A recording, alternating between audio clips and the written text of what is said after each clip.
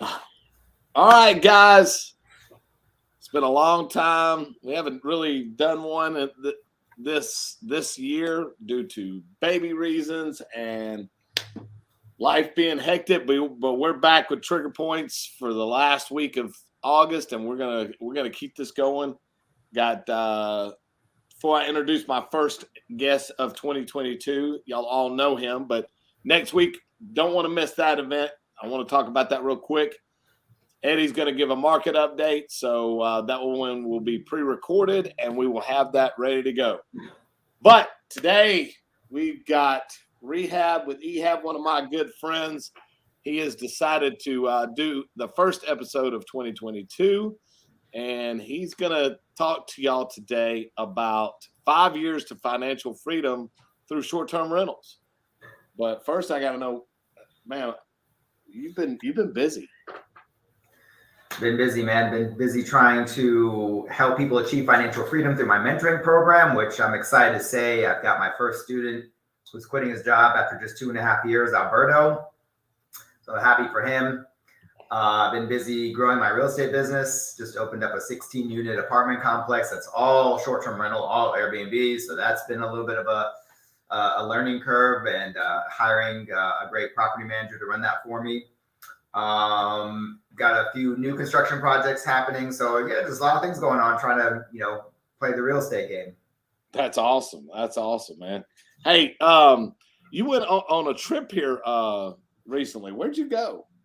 Oh yeah, my wife and I, we went to Greece and Turkey. It was amazing. Santorini, beautiful. All the buildings are white with these blue doors.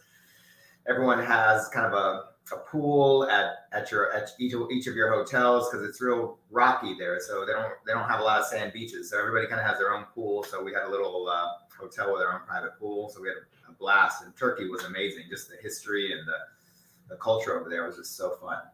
So I guess my question to you is, how are you able to go on these trips just anytime you want? Because every time I turn around, you're going on a trip. So I mean, how is Ehab able to do that? I mean, don't you have a job?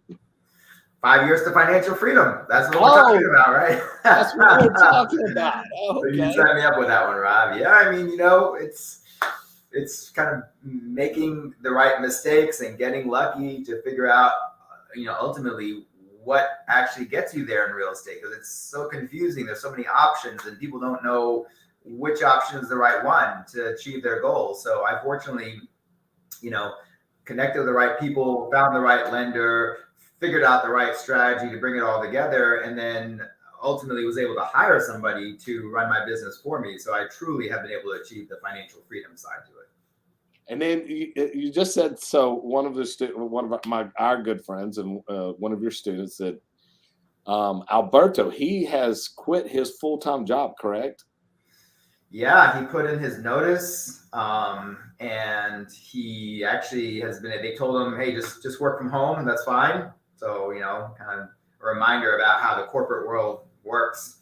But they said, yeah, work from home. And if we need you, we'll call you. But, he's on the wind down. We're actually having a little celebration party for him tomorrow. You're invited, Rob, if you're free, to give him a special award called the Rehab with Ehab Financial Freedom Award, and celebrate with all of fellow students and friends. Okay. What time is that tomorrow? It is at 2:00. 2:00? 2:00 at Pico's on Kirby. Yeah, so he's gonna hate me. He's gonna hate me. I might be able to stop by for a minute, but we've got to be in College Station for a Madeline event tomorrow at 3:30. So I did not know about that ahead of time. She hit me with this last night. So anyways, I will try to stop by for a few seconds and give him a congratulations, but I can't stay long. So, but anyways, tell us more about, I think everybody is interested in, I want to talk a little bit about where you see the market going before we get into your slides, into your presentation. Because I think everybody wants everybody's perspective right now of what you see the market doing right now. Like, do you think we're fixing to hit a big dip, or do you think it's normalizing? Personally, I think it's normalizing versus what we've had over the last 2 years as an extremely overblown hot market. So I'm interested to hear your feedback on that. Yeah, I mean, I think I agree with you. I think it is going to kind of normalize. There's definitely going to be more opportunities that are going to come up on the market, because of the interest rates. But, that's the reason why it's the time to get into real estate. They say people make their millions during the recessions. It's because you've got to be prepared to take advantage of the opportunity that's going to happen. For the last few years, the market's been hot. It's been hard to get deals. Everybody's buying up deals. And now what's going to happen is that the interest rates are going to go up, and those people who maybe were buying properties to hold them as traditional landlords, the numbers aren't going to work for them anymore, or flippers, maybe some of the numbers aren't going to work for them if they can't get it cheap enough.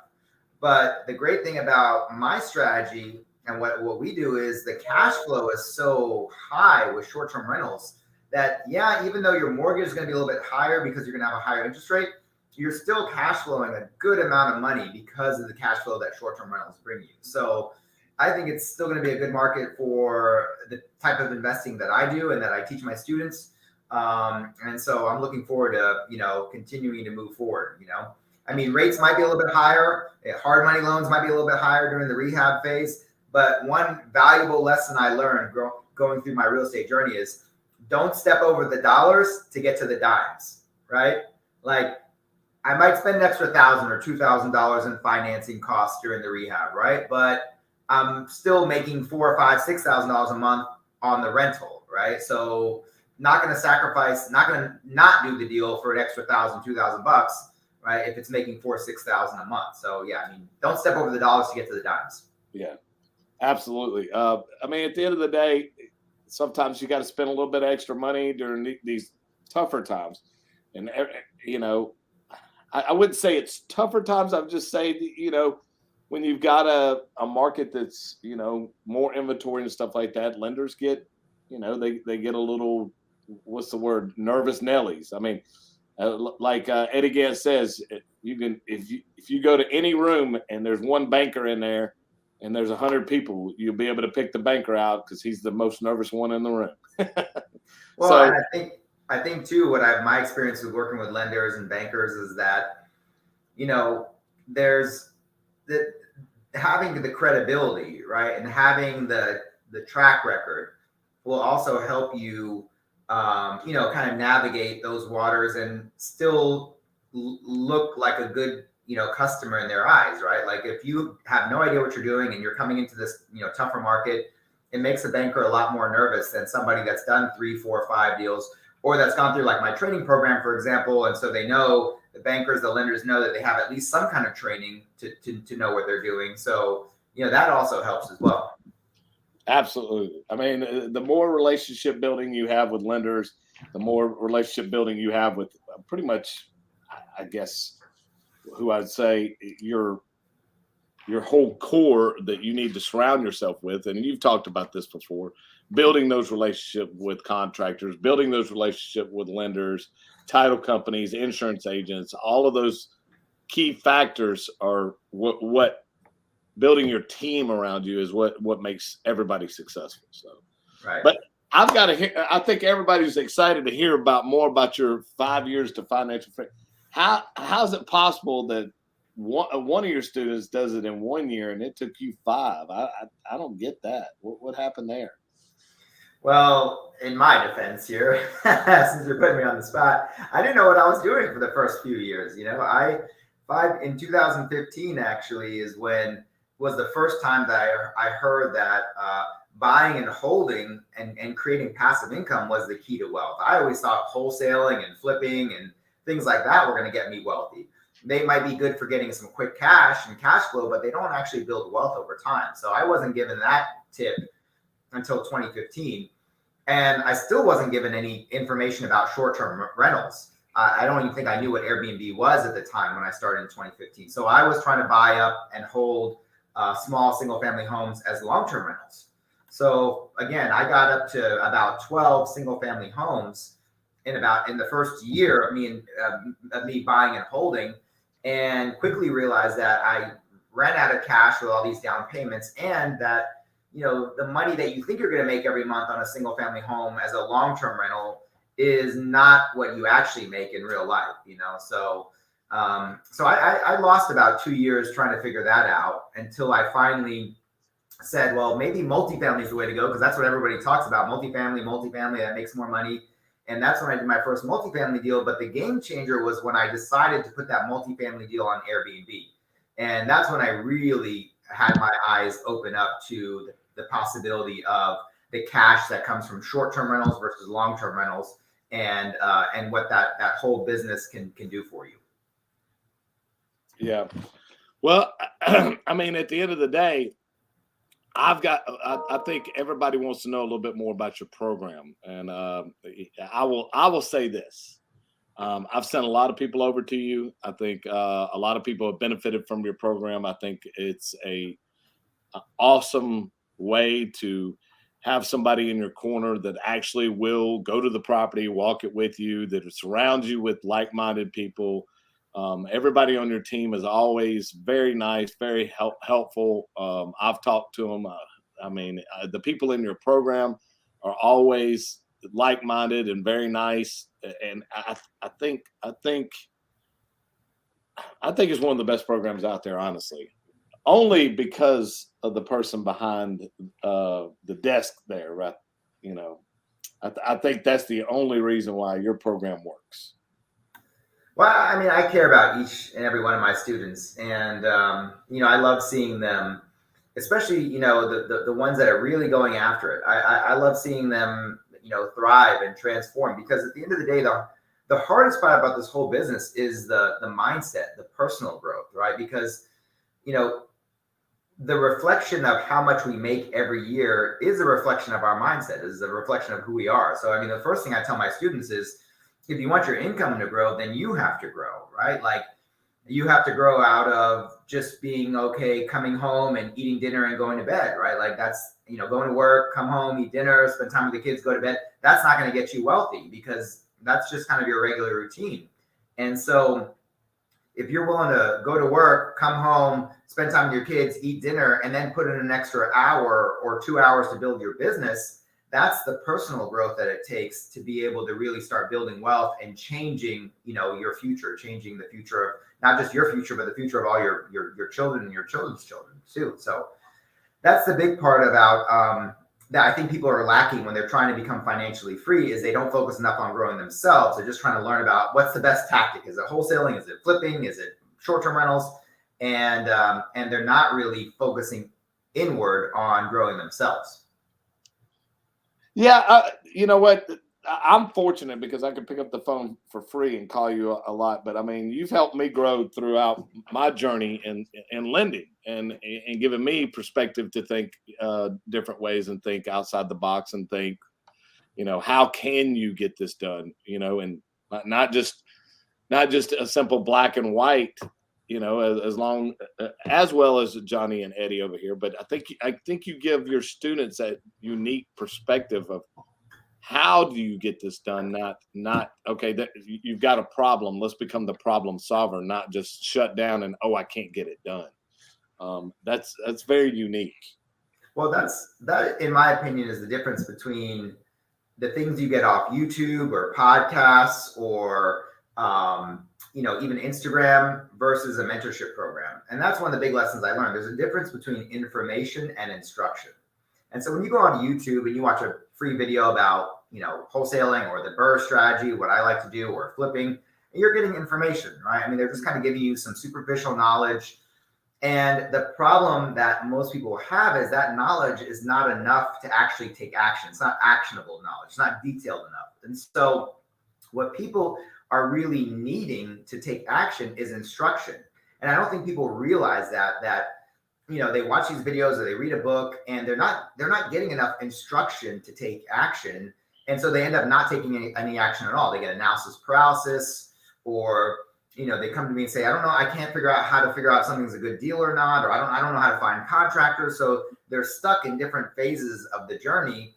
And what they really need is somebody to tell them, okay, what's your problem? I understand your problem. These are the steps, step 1, step 2, step 3, to actually overcome and solve that problem. And that's instruction, right? And that's the difference between mentoring and the free stuff you get on YouTube, for example.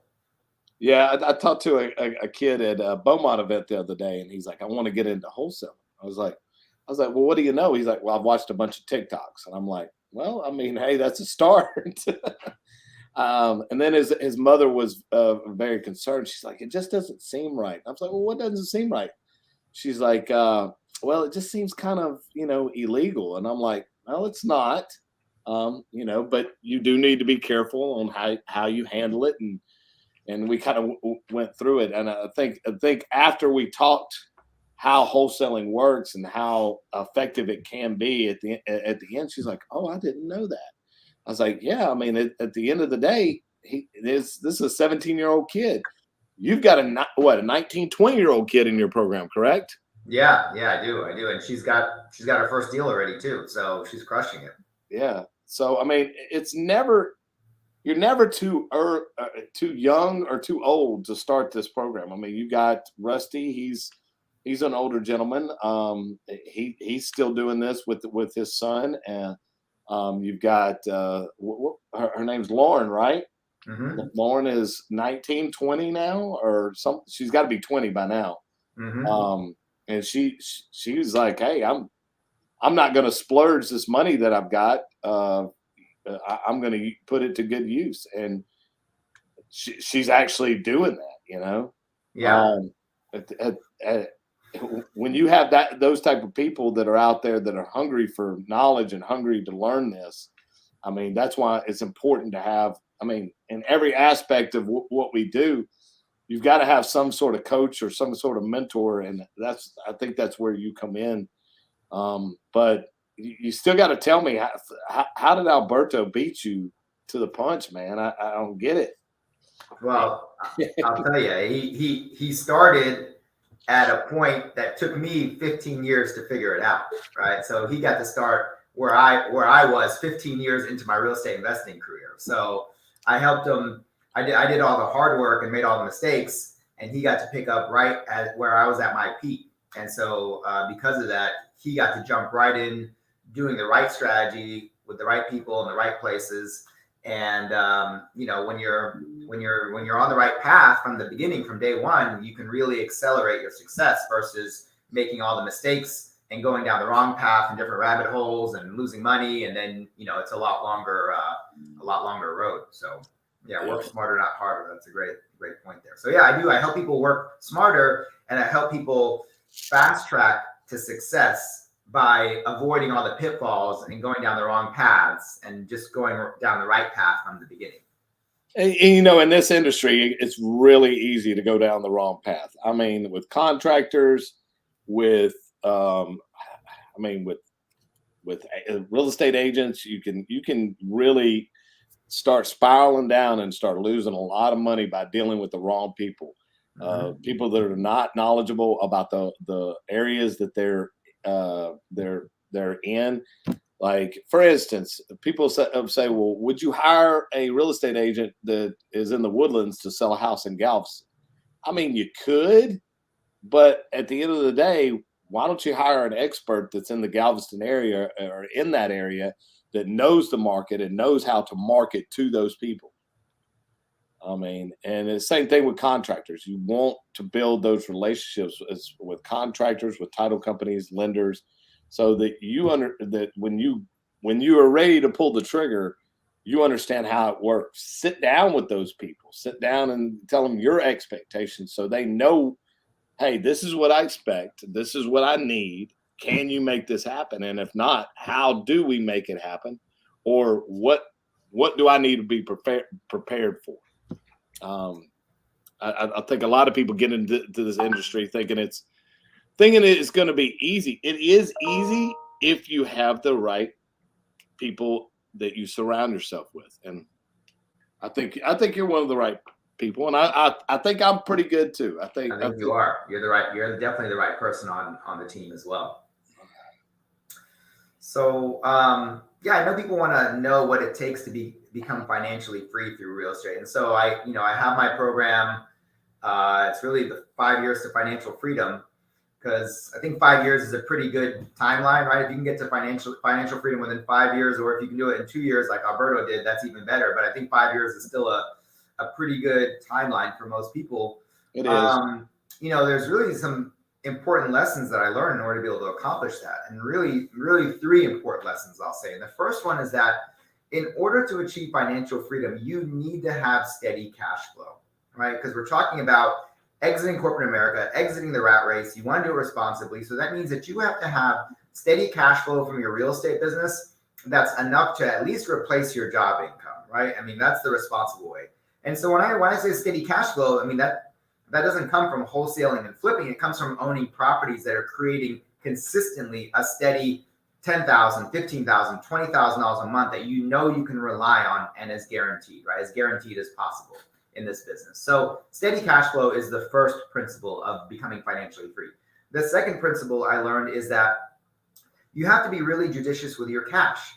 You can't invest a bunch of your money in a property as, let's say, a down payment, and that property is only going to make you $100, $200 a month, right? If you're taking 50% of your savings and you're putting it as a down payment on a property that's only going to make you $100, $200 a month, well, that strategy is not going to allow you to achieve your goal of financial freedom. It's not scalable, right? Because if you put 50% down, 50% of your property, your 50% of your cash in the bank on one property, and then that makes $100, and then you take the rest of your cash and do it on another property, now you've made $200, $300 a month. That's not getting you to financial freedom, and you ran out of cash in the bank, right? So you have to protect your cash and use your cash the right way that's scalable and going to allow you to achieve your goal.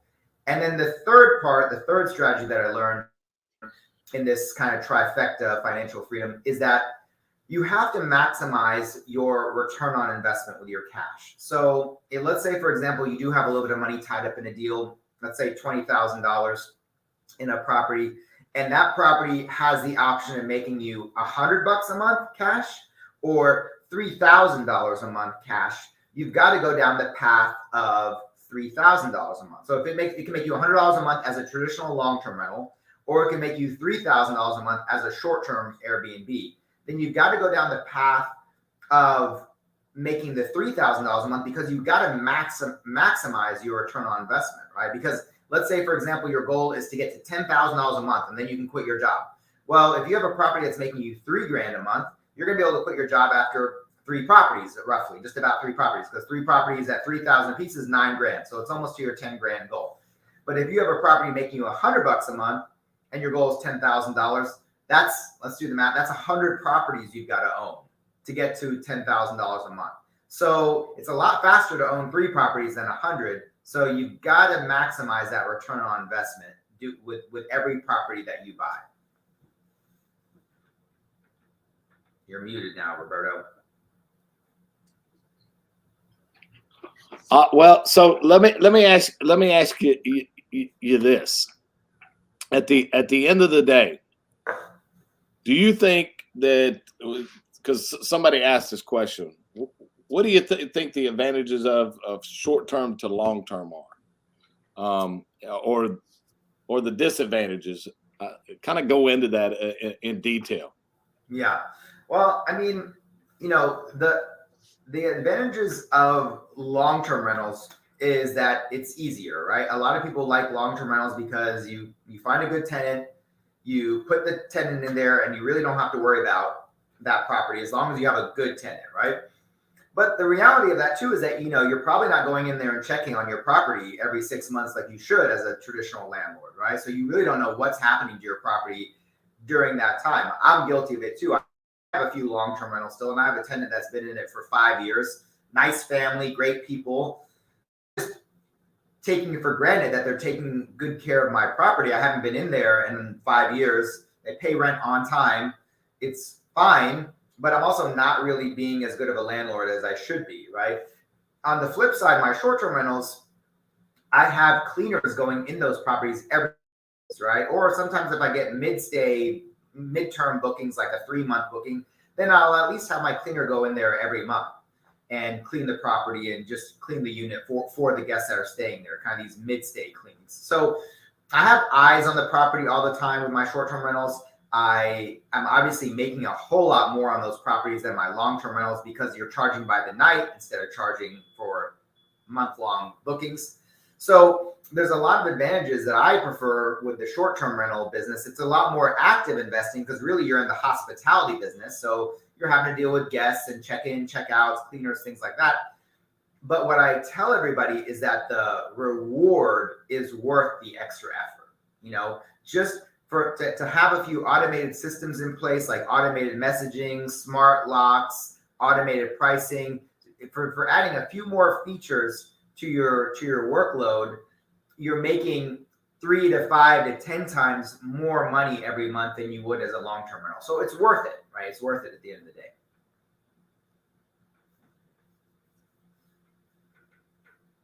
Sorry, my mic muted by accident. No problem. So tell me a little bit, if you don't mind, can you talk a little bit about your portfolio and what you have just on one of them? I know that duplex that I always talk about. Every time anybody asks me about short-term rentals, I talk about your duplex. Yeah. Because I mean that thing is performing phenomenal. But you've also got another one that you put a pool in, right? Kind of talk about a little bit of your portfolio and what you do on your short-term rentals to make them, I guess, successful on Airbnb. Because I mean, you've talked about that before, about how it's not just about putting a property on Airbnb, it's or whatever short-term rental app you want to use, VRBO, whatever. But you've talked about how you make that property successful. Can you talk a little bit about that? Yeah. So I mean, I have, collectively on Airbnb, I just have a handful of properties. One of them is a duplex that I put with a pool. One of them is a 6-plex. My most recent project is a 16 unit. So my 16 unit is essentially kind of a boutique hotel. And that's the one that, really is my flagship property. It makes about $40,000 to $45,000 a month. And it was really my big step up that allowed me to grow my business from, doing pretty well to really being a 6-figure a month business. So that one really kind of put me over the top. But my point is, I don't have like 1,000 units, right? I only have a handful of properties. I think I have 4 or 5 properties that are short-term rentals. I'm even losing track right now. But my goal was just to get one good property a year. That's all I set out to do. And find that property, renovate it, refinance it, cash out, get it furnished, decorate it nicely, and then get it on Airbnb. Do that all within a 1-year period. That was my goal. And to do that, one of those every year. And that's essentially what I did. I started with a 6-plex, then I did a 4-plex, then I did a duplex, and now I have the 16-plex. And, that's been my strategy to achieve financial freedom, which is why it's so attainable, so easy for the average person to do, because it's just one property a year. And if you're not willing to do one property a year, well, I guess you could do one property every 2 years. And, it might take you a little bit longer to get to financial freedom. But if you're not even willing to do that, then you're probably not committed enough to become financially free. I'm seeing some great questions here. Can you short-term rental in any market? I think you have to do your due diligence. You have to use websites like AirDNA, right? AIRDNA.co. Do your research using those types of tools and see what the short-term rental market is like in those cities, right? And also use common sense to look for attractions in those cities that will draw people in. Places that have like chemical plants or refineries probably a really good market for short-term rentals, even maybe buying a house and charging by the room, right? Because factory workers would, they don't necessarily need a whole house themselves, but they do want a nice room to themselves.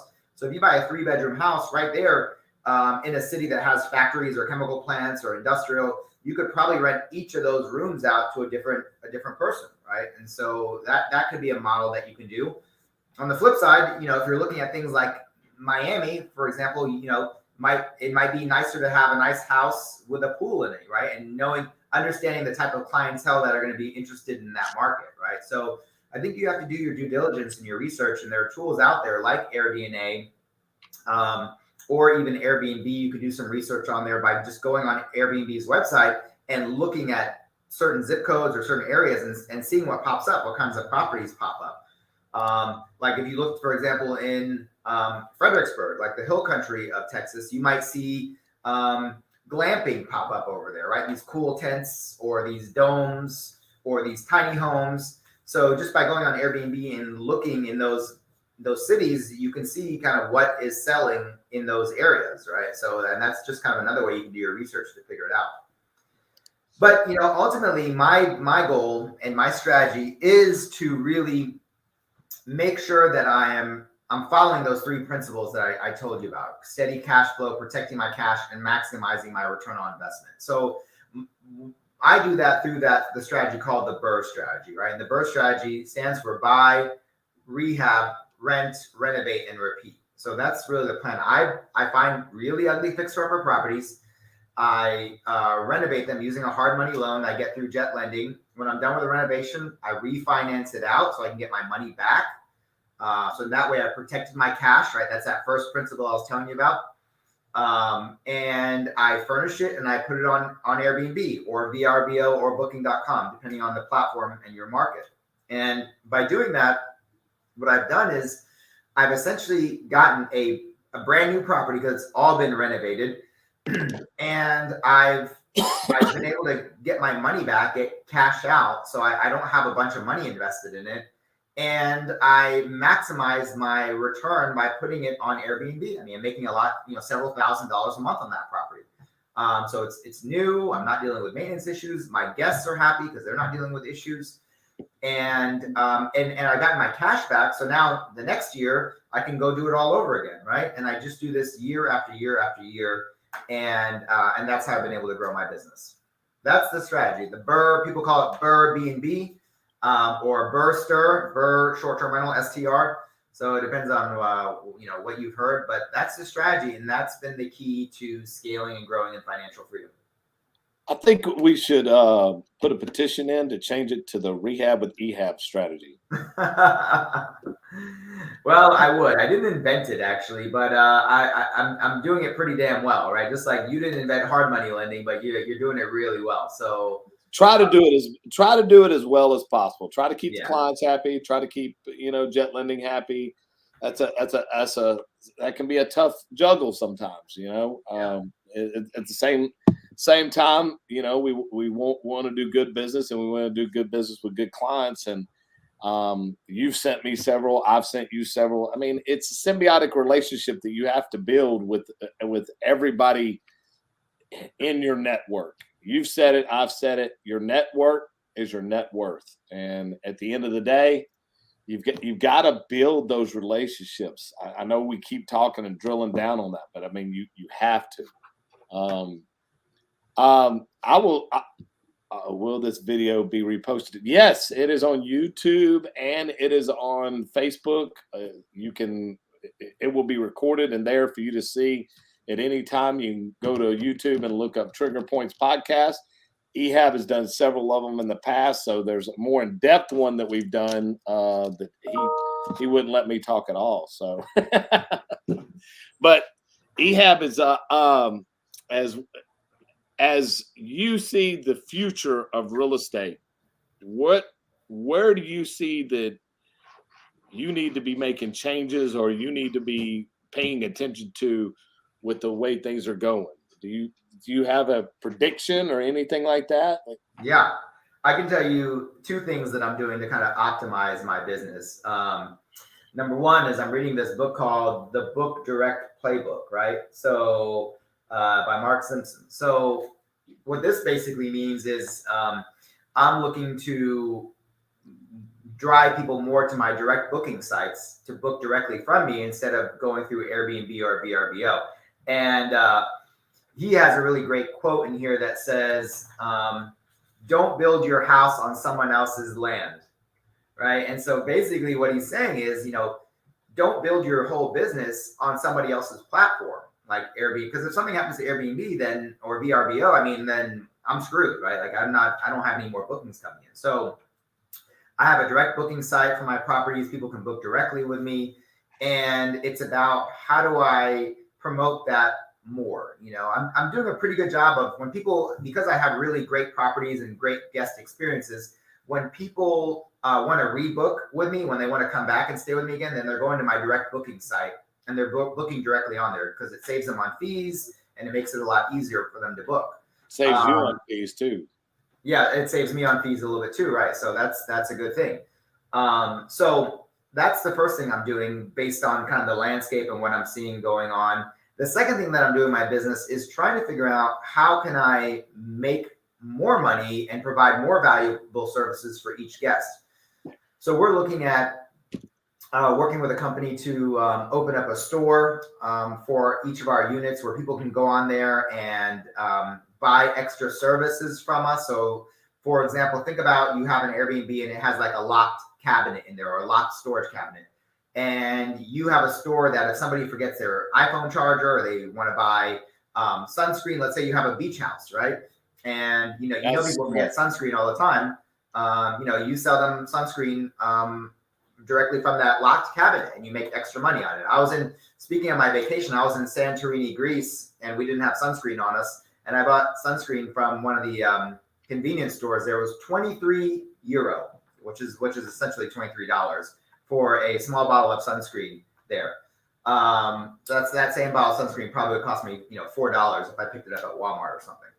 So, just some extra ways you can make money off each property that you have outside of just the nightly rate, right? You can make money off early check-ins, late checkouts, selling additional services. If you have a great property that attracts like bachelorette parties, then you can sell, manicure services. If you connect with a good, a good stylist or manicurist. So, just all kinds of different opportunities to make money if you think outside the box and don't just think of it as real estate, but think of it as really offering guest experiences and hospitality. Yeah. So that's the next level I'm trying to grow to in my business. I mean, you just opened up a whole lot of things as far as that shop. I mean, you could put a book in there of recommended photographers, recommended restaurants, all kinds of stuff like that. And I know you've talked about that before, but as far as having access to that, I mean, that's really thinking outside the box. Because every time I go on vacation, the first thing you forget, like I have a backpack full of cords. That's, every time I go somewhere, I'm like, I got to have my backpack full of cords because, like, I've got wall chargers, I've got computer chargers, I've got computer, iPad. This bag stays packed like it's a bug out bag if I've got to go somewhere. So and usually if I forget it, I'm like, oh, well, I got to go buy a charger. Just stick it in the bag, So I got years and years of traveling and a bunch of chargers in there. But that everybody forgets their chargers at home, so that's pretty cool. Yeah, kind of like a little hotel. What do they call those little things? Okay, a mini bar. Yeah, like a little mini bar. Yeah. So, and that's a possibility too, to have like a little mini bar inside. But figuring that out, somebody probably break in it and they got a mini bar. Well, there's always risks with everything. Yeah, there is always risk with everything. I mean, you get a guy like you to go in there, and you're definitely going to drink that mini bar down. Exactly. Yeah. All right. Well, you know what? Do you have anything else to add? Because I think we've given them some good information today. Yeah, I mean, if you guys want to learn more, go to www.rehabwithehab.com. That's my website. It can let you book a call with me. If you want to book a call and learn more about my mentorship program, I also have a lot of information on that website about my mentorship program. Ultimately, at the end of the day, is if you're somebody that has cash to invest, you just don't know what the best method of investing is, or you want somebody to hold your hand or look over your shoulder and make sure you're doing things the right way, that's really what mentorship is all about. That's what my mentorship program is all about. So if you just want to fast track it, you want to avoid the big costly mistakes, and you want to be financially free in the next 5 years, check out rehabwithehab.com, book a call with me, and let's talk about how we can work together to help you to get your goals. Okay. So what trips you got planned for the future? I mean, you're always going somewhere. I am always going somewhere. I love tennis, so I'm looking right now at going to New York City for the U.S. Open. I got that. I love music, so I'm going to San Diego in the beginning of October for a festival over there. And that's all I have on the book so far. But that's a lot of trips in the next couple of weeks. Yeah, but hey, don't let that fool you guys. I'm gonna tell you this right now. Ehab will drop everything and go on a trip in a matter of 5 minutes. Okay, that's what financial freedom looks like. Okay, because like I'll call him like, I'm just going to Vegas for a few days. I'm like, man, let me go with you. Let me go. No, I'm here for you guys, and my students. My students are. They'll confirm it. Like I had one of my students texting me this morning, just thanking me about how grateful he was for finding the program and for working with me and helping him.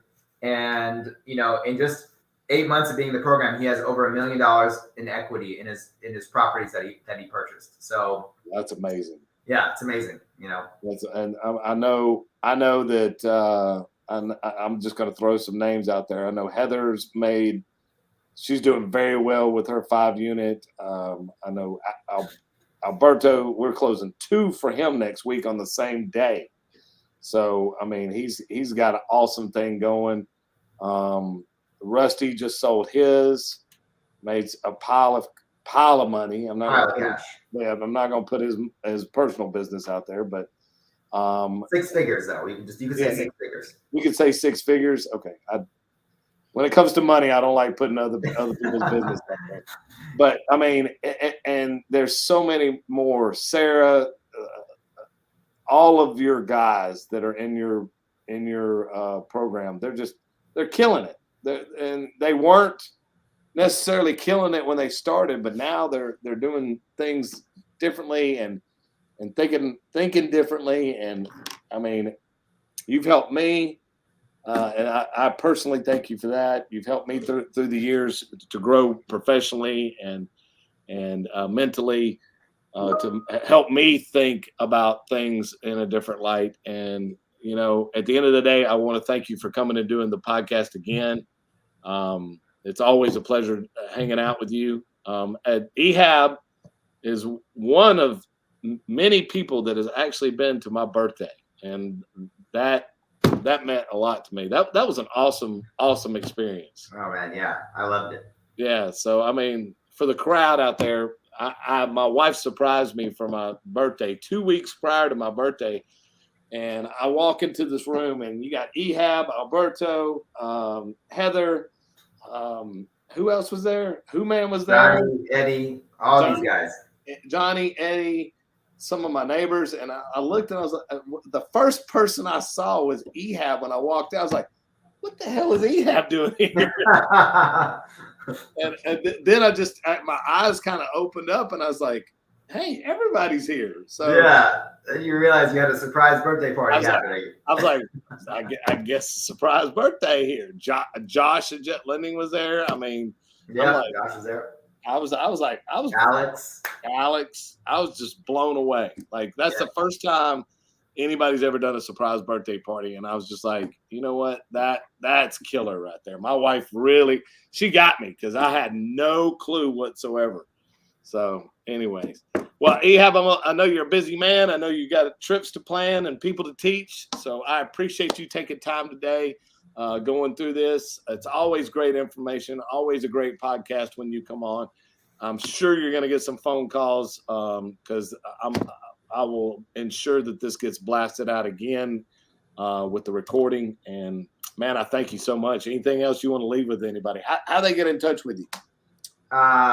Hit me up on Instagram, Rehab with Ehab, or rehabwithehab.com if you want to book a call with me. But just send me a message and I'll get back to you. I'm happy to work with you guys.